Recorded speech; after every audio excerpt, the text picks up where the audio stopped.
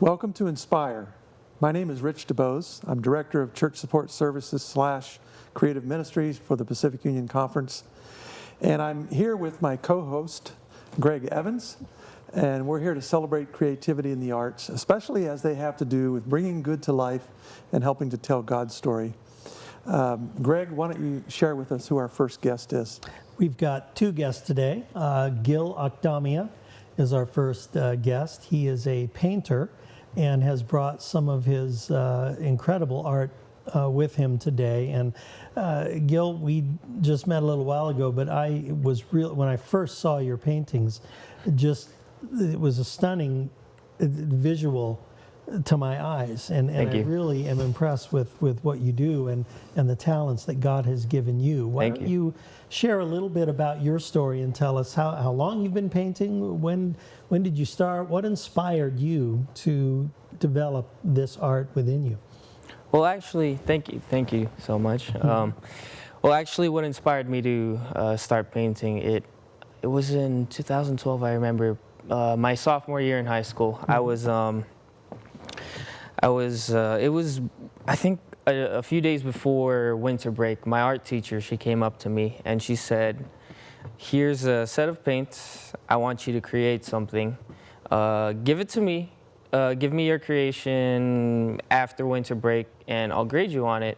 And she gave me a set of acrylic paints, and this was the first time I've ever used this medium.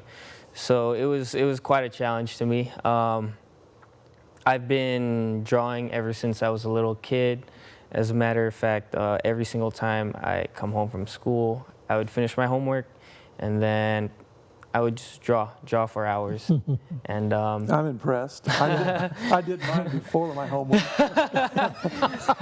Homework, yeah. Before. Well, and I would sometimes I would get in trouble at school for, doodling on my homework. Yeah. And I would turn in my assignments, and my teacher would say, "Why are you drawing all over your homework?" It's a bad habit. It's a bad habit of mine. But yeah, I fell in love with painting after my art teacher introduced me to that medium. And ever since then I've been painting. I also, as you can see, I mainly paint cars. I'm a huge car enthusiast, for those who really know me. And I wanted to, merge the two together, my passion for cars and my passion for art together, and that's why. Why don't you tell us about a couple of these paintings here? Okay, so the white Lamborghini right there, the one with the yellow and the gray accent, that is one of my recent paintings, and it's actually one of the first paintings I've done on a larger canvas. I used to paint on smaller canvases because it was basically the first, or it helped me start off basically. Sure, your launching pad. Yeah, exactly. And ever since then, I've been growing, using larger canvases ever since. And it's a lot of fun. This painting in particular took me about 2 weeks to finish. And I realized that it's the time to make paintings on larger canvases takes a shorter amount of time, apparently. Really? Why is that? Well, it requires, or actually when you're painting on smaller canvases, you actually have to use smaller paintbrushes, and it takes a little more time to get the details in. Whereas if you're using a larger canvas, it's less challenging, I guess. Yeah. So I was struck by the yellow color on that. It's not something you would normally see, but you're in your mind's eye as the artist, you surrounded this white car with that is what really struck me when I first laid eyes on the painting. And how did you know that yellow would work? Because it as a person that doesn't paint, I would think of that and go, nah. But it's really beautiful. And tell me, how did you test that, or how did you, because once you commit to it on the canvas, you either cover it up or whatever. Yeah. But yeah. Well, with this painting in particular, the Lamborghini, it was actually more of an experimental project. I wanted to try something different. I wanted to fuse a little hyperrealism and a little bit of minimalism at the same time. And since Lamborghini, Lamborghini is a big shouty car, it's a big flashy car as well. Very much, yeah. You need something bright to sort of to mainly make the car pop. Yeah. And I thought that yellow was the perfect color, because it's just like in your face. Yeah. Did you paint that from a picture, or did you? Well, obviously you didn't probably have the car in front of you. I wish I had the car in front of me. Yeah. That would have been cool. Yeah. I would actually spend more time sitting in the car and painting, but yeah. Actually, I sometimes use reference. I take pictures, and I look at it from my phone, and then put it away, and then just paint from there, and then try to do my own, rendition. I was telling Greg before this segment that I have an art minor, and I took painting with acrylics in college. And one of the things that they taught us early on was, especially when you're painting an object, like a vase or a bowl of fruit or something like that they put in front of you and ask you to draw or paint, is that you need to spend more time looking at the object Yes. than you are going to spend, thinking about it. Yeah. In other words, a lot of times an artist will end up painting what they see in their head instead of the actual object. And that's the challenge, the ongoing challenge of an artist who's really trying to replicate what they see. And maybe put a little impressionism into it, and give it some texture as well. Have you found that to be true? That seeing is the biggest challenge? Yes, it is. I know for a fact that it's a lot more challenging to, look at an object or basically in its form, and rather it's a lot more challenging that way than looking at a picture on the screen, because our minds take in the information differently. So if you're looking at something on a screen, it's flat. So your brain sort of it takes in that info a little differently, whereas you're looking at the object in itself. I know that you have a passion for God, because we talked at the Converge event at your church a number of months back. How do you see this kind of, does this in any way relate to your spiritual quest or your spirituality? I mean, the disciplines that are involved in making art like this, do you see any overlap? Well, actually, my parents tell me to always, use your talents, your God-given talents, and share it with people. It's in a way glorifying, God, and it's also a lot of fun to meet other people as well who share the same passions as you. The same interests. Yeah, and the same interests. Exactly. You're able to connect with car enthusiasts and other artists who like to paint cars. Yeah, that's a great way. Tell me about a little bit about the discipline involved in creating art like this. Well, the main discipline actually is you need to have a lot of patience. Patience is probably the key and the only thing that'll patience and I guess a little bit of time management, perseverance as well as you need to love what you're doing. So then the results, you'll get quality results. But patience is actually the most important thing. that'll get you through. That'll get you to your goal, actually.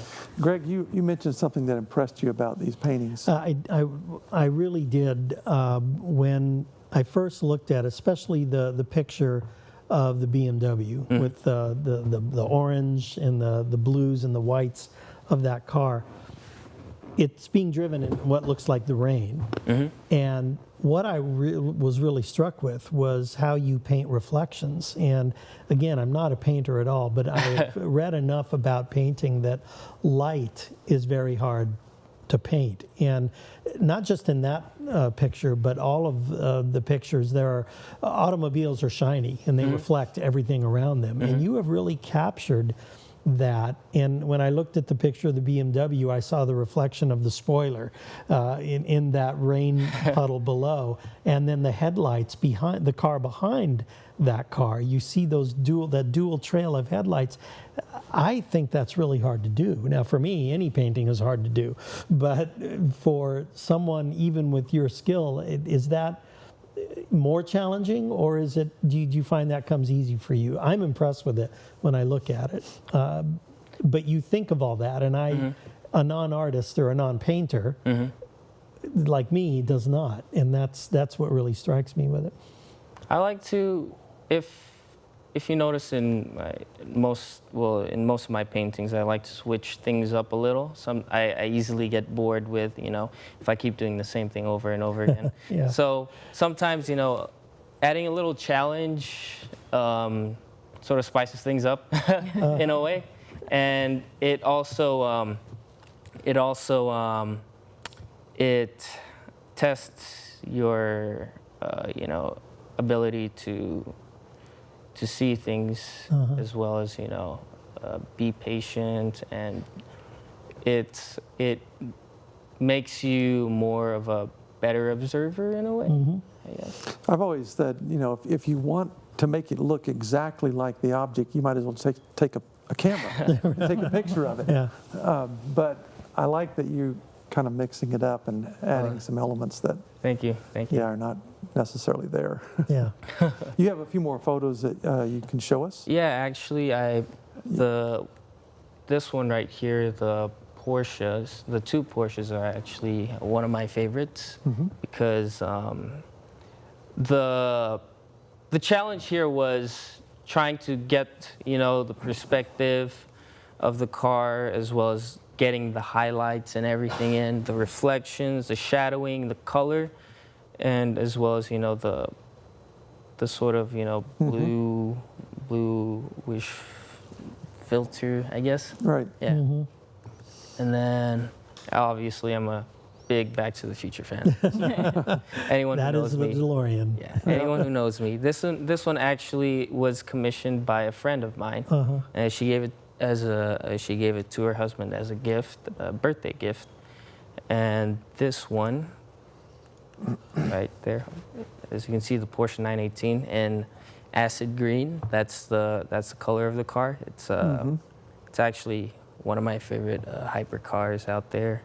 And this one, it's actually one of my best friends, Chevrolet Camaro. He commissioned this as well. It's a 2015 Chevrolet Camaro SS with a 1LE package. It's a beautiful car, and he's done a lot of great things to this car. That's great. That's pretty great. fast too. Thank you for sharing those. I would be happy to drive any one of these. Greg, we have another guest with us, and thank you so much, Gil. Thank you. We could go on and on. It's a really fascinating subject for me. But tell us about our other guest. Our other guest today is Lolo Suntosa, and welcome, Lola. Thank you, Lolo. Thank you for coming here. You create some incredible looking creations here that are related to fashion, they're clutches and handbags and things. Why don't you tell us a little bit about what you do? Okay, well, thank you first of all for having me today. Thank you, Rich. Thank you, Greg. You're welcome. What I do is I run an online shop called Toko, and I create and bring items from Indonesia that are fair trade, sustainable, and vegan as well. So the idea behind the creation is that we heard so much of the fashion world. I have been in the fashion world for maybe 5-6 years now, and there's a lot of unkindness in it, but my mission really is to bring kindness back to fashion, because we all wear clothes and we all carry items. So why don't, if possible, take this as a service, part of my service for God and for my community.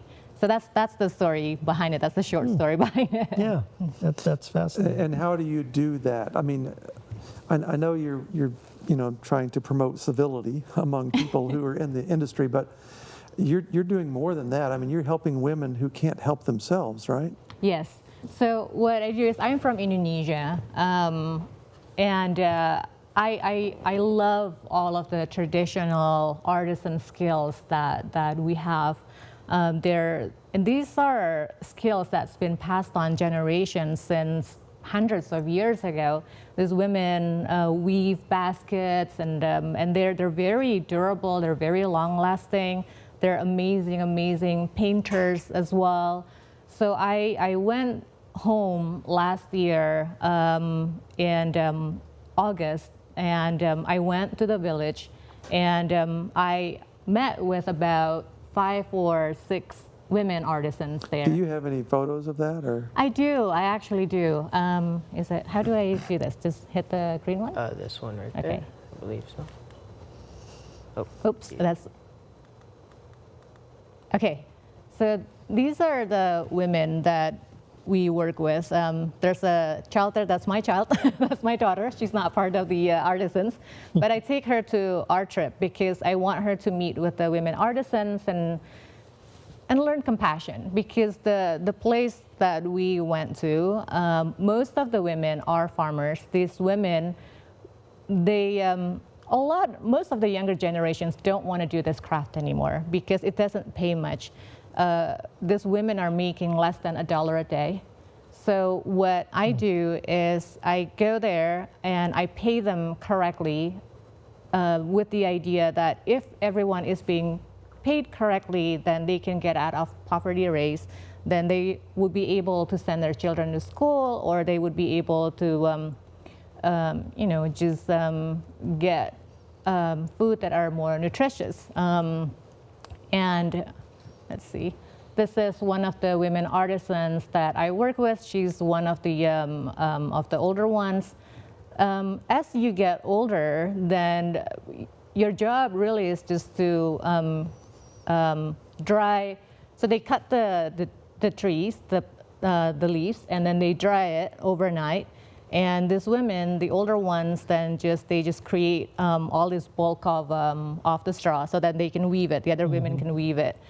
These women, they probably make a quarter a day if we don't pay them correctly.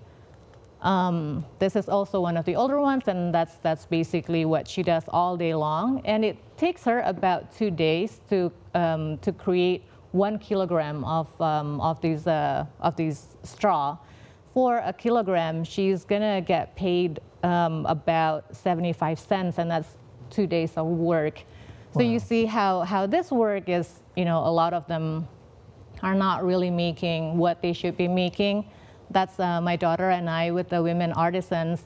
Their place is in the middle of a paddy field, and I like to sit there and work with them there because they tell me stories about their families, about their dreams in life. And what we do is we bring all of these items back to the United States, and 10% of our income goes back to the villages. So you see here, the children here, this is a school in Central Java.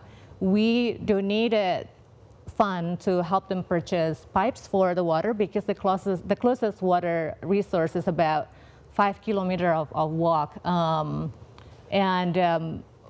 So we have these and help them so that they'll be able to wash their hands at schools.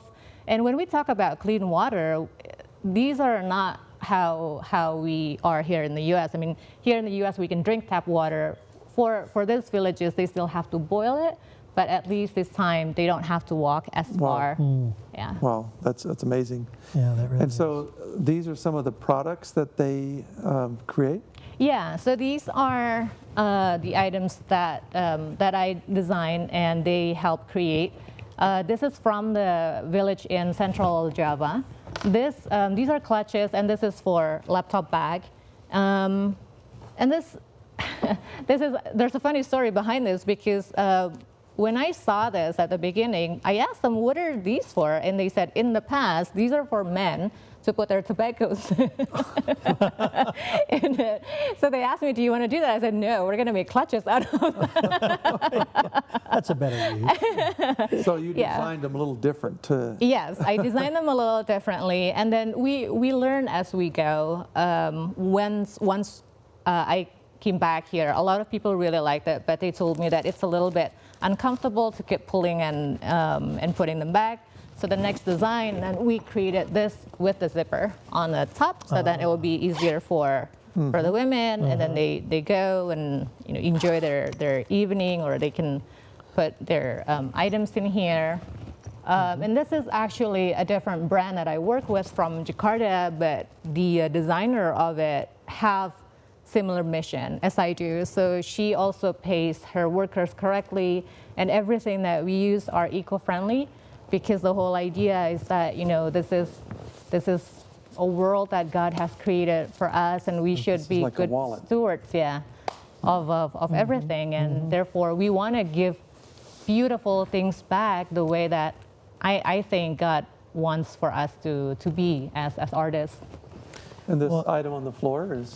This is the backpack that I daily use everything that we carry on the website. They're very durable. They're also Indonesia being a very 6 months of the year, it's raining heavily. So we want to make sure that our products can be water resistant. That way, it's perfect for our weather here in Southern California. When you say you design it, I mean, what does that actually involve? What it involves is me looking at women around me and see and trying to figure out what are their needs, what do they want, what are their tastes, what are their tastes like, and being in Los Angeles, in sunny Southern California, a lot of times I think that people are very outdoors, and they actually want some things from the element of outdoors to be in their daily life, which to me is perfect because that's what Indonesia or Southeast Asia provides. It's that vibe of like you're being outdoor, you're being on the beach or being on the mountains, and so I'm bringing all of that elements back into infusing a little bit of colors of the tropics. That's why we have the flowers and the owl. That looks so cool. Thank you.